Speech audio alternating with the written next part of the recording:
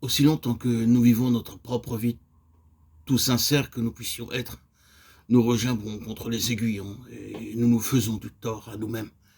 Ainsi, nous devenons de plus en plus sourds et aveugles spirituellement. Saül fut aveugle pendant 3 jours, afin qu'il puisse reconnaître sa cécité spirituelle devant Dieu. Au lieu de demander « Qui es-tu, Seigneur ?»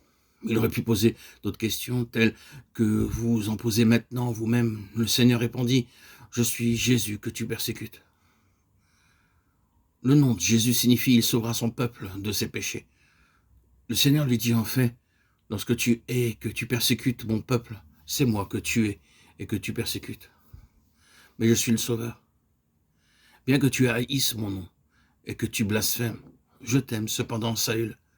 C'est pour toi que j'ai versé mon sang et que j'ai donné ma vie. » Le Seigneur vous dit la même chose.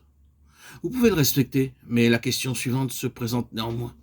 A-t-il pardonné vos péchés? Vous a-t-il délivré de votre nature de péché? Est-il venu vivre en vous? Prenons un exemple. Voilà un médecin très capable, extraordinaire. Si les gens accourent chez lui en foule et de très loin. Si je dis cela à d'autres, ils peuvent me poser la question. Mais vous a-t-il guéri? Avez-vous jamais été le voir? Si je dis non, pas moi, mais c'est ma femme qui vous le dit. Ils s'impatienteront et demanderont, mais qu'en est-il de vous?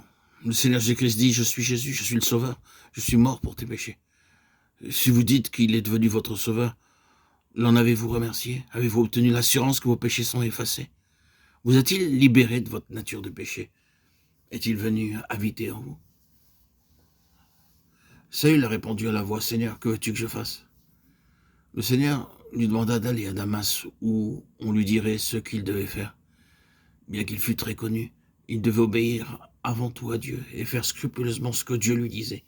Le Seigneur ne lui a pas dit personnellement beaucoup de choses. Acte 9:6. Une personne inconnue, Ananias, fut envoyée vers lui. C'était une personne ordinaire et pas un apôtre. Nous ne savons pas grand-chose à son sujet. Ceux qui sont riches et qui occupent des positions élevées veulent que les gens de distinction leur parlent et non pas les gens ordinaires. Ils pensent ainsi. Je veux qu'un homme ayant un titre me parle des choses spirituelles.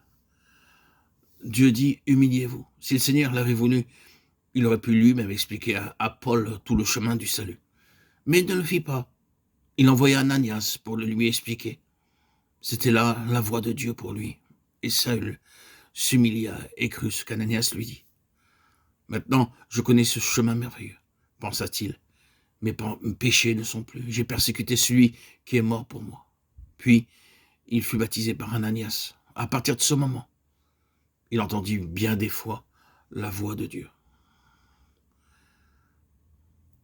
Et tout au long de sa vie et de son ministère, Saül continua à faire la volonté de Dieu en écoutant sa voix.